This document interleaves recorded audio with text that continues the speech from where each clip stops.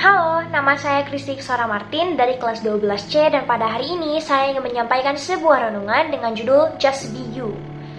Teman-teman pasti sering banget mendengar frasa Just Be You atau jadilah dirimu sendiri.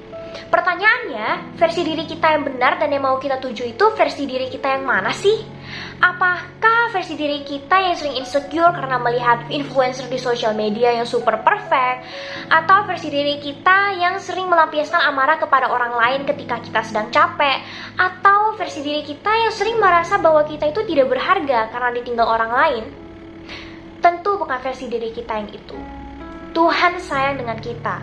Tuhan mau kita, anak-anaknya, untuk hidup dalam kebahagiaan dan kedamaian, dalam kasih kepada diri kita sendiri.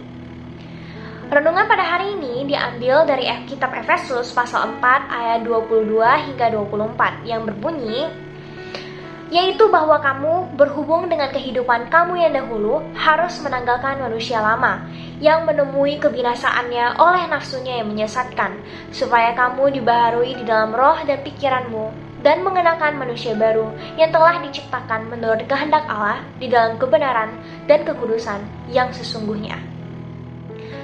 Ada 3 poin yang mau saya bahas dalam renungan pada hari ini. Poin yang pertama adalah manusia baru yang diciptakan menurut kehendak Allah. Kadang kita berpikir bahwa the new you adalah sosok yang kita idam-idamkan. Kita yang baru, yang menjadi sukses, menjadi sosok tersebut. Padahal standarnya saja adalah standar media sosial. Dan the new you itu bukanlah diri yang kita idam-idamkan, tapi diri yang Tuhan ciptakan dan Tuhan kenal dari awal. Seperti kata Yeremia, pasal 1 ayat 5a, sebelum aku membentuk engkau dalam rahim ibumu, aku telah mengenal engkau. Poin yang kedua adalah menanggalkan manusia lama dengan nafsu yang menyesatkan. Namun dalam perjalanan bersama Tuhan mengeluarkan versi diri kita yang sebenarnya sesuai yang Tuhan ciptakan tadi tentu tidak mudah. Iblis pasti akan mendistorsi gambar diri kita. Ia akan mengeluarkan nafsu yang menyesatkan. Misalnya nafsu untuk menjadi yang terbaik, nafsu untuk menjadi pusat perhatian, nafsu untuk menjadi sempurna seperti di media sosial. Kadang bahkan sering ada suara di dalam diri kita, kamu itu tidak berharga.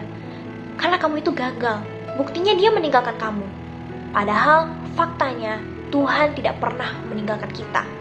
Kita harus bisa membedakan suara Tuhan dengan suara iblis dengan membaca perkataannya di Alkitab. Poin yang ketiga adalah dibaharui di dalam roh dan pikiran. Semua kejadian, semua latar belakang seperti keluarga, pertemanan, mantan pacar, mantan teman, dan orang-orang yang ada di dalam hidup kita adalah bagaimana cara Tuhan memproses roh dan pikiran kita yang penuh kasih, yang selalu bergantung kepadanya. Tapi kenapa sih Tuhan harus kasih kejadian yang susah-susah? Hal itu supaya kita tidak sombong dan kita selalu bergantung kepadanya. Kita harus sadar bahwa kita itu bukan siapa-siapa dan kita terbatas tanpa Tuhan. Ketika roh dan pikiran kita di dalam Tuhan, kita akan mudah mengasihi diri kita sendiri dan orang lain. Kita bisa merasa damai dan tetap senang dalam kondisi yang sulit. Kita tidak mudah khawatir dan depresi karena kita bisa melihat hal-hal dari sisi yang positif. Kita bisa menjadi seseorang yang sayang dengan diri kita sendiri, menerima diri kita sendiri, dan merasa keberhargaan diri bukan berdasarkan apa kata orang atau bagaimana orang memperlakukan kita. Tetapi karena kita tahu bahwa Tuhan sayang dengan kita dan menerima kita apa adanya. Buktinya, dia sudah mati bagi kita di kayu salib. Dia mengampuni kita dan memberikan kita kesempatan kedua untuk bertemu dan berbicara dengannya. Semua kejadian yang Tuhan izinkan terjadi dalam hidup kita, meskipun sulit, akan membentuk kita. Karena Tuhan bisa melihat secara keseluruhan, bukan hanya kita yang berubah, tapi bahkan orang-orang di sekitar kita. Sehingga lebih banyak orang yang bisa menjadi terang dan garam untuk lingkungan kita dan nama Tuhan akan dipermuliakan. Seperti kata Yesaya pasal 55 ayat 8-9, sebab rancanganku bukanlah rancanganmu, dan jalanmu bukanlah jalanku. Demikianlah firman Tuhan. Seperti tingginya langit dari bumi, demikianlah tingginya jalanku dari jalanmu, dan rancanganku dari rancanganmu.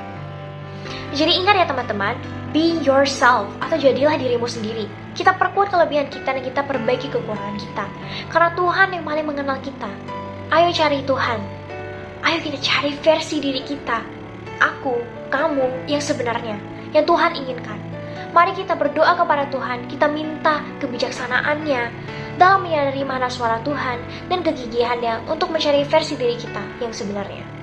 Sekian renungan pada hari ini, atas perhatiannya saya ucapkan terima kasih.